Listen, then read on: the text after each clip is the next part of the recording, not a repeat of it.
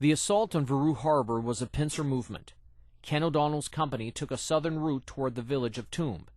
The remainder of the raiders traveled the northern route to attack the opposite shore.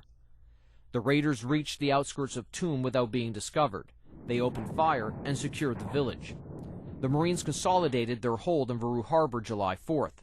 I think Viru, those of us who weren't lost in that, it showed us that we could handle them, and that man for man we were as good as they were, and probably as good as that we hoped we were. We got back to Guadalcanal and we were there about, maybe a week. And the first raiders had gone into Rice Anchorage on New Georgia. At Rice Anchorage, the 1st Raider Battalion had suffered heavy casualties. They were on a mission to attack Bairoko Harbor, a large barge port. The Japanese were using the port to transport supplies to the Munda airfield, some 16 miles south of the harbor. The plan called for the Marines to land at Rice Anchorage, travel south to Tiri, and then follow the river up to the Enogai Inlet. The Raider Regiment, led by the Marine Raiders and reinforced by 2 Army battalions, went through a hellacious jungle, up to their necks sometimes in mud and muck. It was one of the great forced marches in Marine Corps history, and they surprised the Japanese at Enogai. Several days later, they came out of the jungle that was thought to be unpassable ground, and they'd done it. A few days later, Ken O'Donnell's unit arrived at Enogai with much-needed manpower and supplies. On the morning of July 20th, 1943, the raiders began moving toward Bairoko through the Dragon's Peninsula. By noon, they reached the main Japanese defense and met heavy resistance. They had concentrated and brought their weapons in such concentration there that there were just times if you'd stood up, you had just been cut in two. I've never seen or heard the volume of fire that we were getting from them. By late afternoon, the raiders were running out of ammunition and water. Casualties were heavy. At 1700, a decision was made to pull back into a defensive position for the night in preparation to withdraw back to Enogai. The raiders had come within only a few hundred yards of the harbor. The next day, the U.S. forces began their trek back across the Dragon's Peninsula. Progress was slow, as everyone had to take turns carrying the wounded. That's what happens when you wander in range of a Japanese mortar. So I spent 11 months in the hospital getting rid of this because it cut the radial nerve here and up here, and it wasn't a painful thing, but it was just a long time getting it to come back.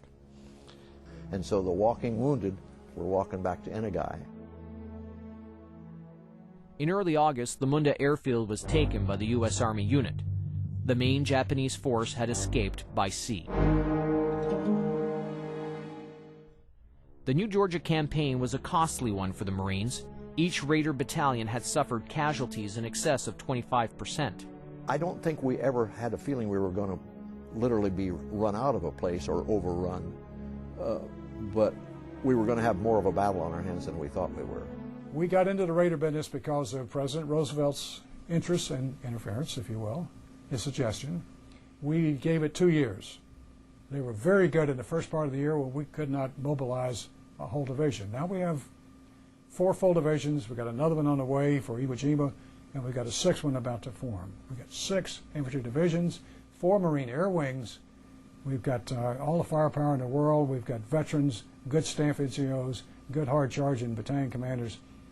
We don't need Raiders anymore. We thought that we were something special. And maybe to a degree we were, but we couldn't be any more special than being Marines. And that is one of the reasons why the higher echelon wanted to, in turn, finish them up and made the 4th Regiment out of them.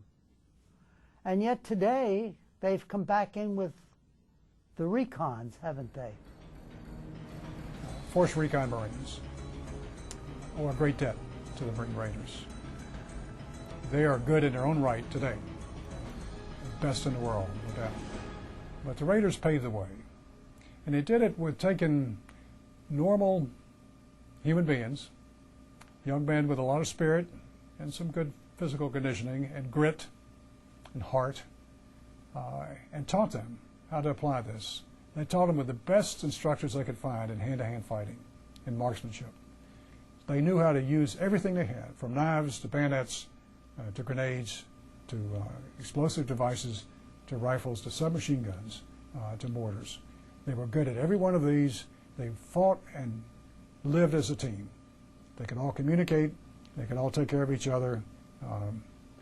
To me, that's the essence of what our Force Recon and our Special Operations troops are today.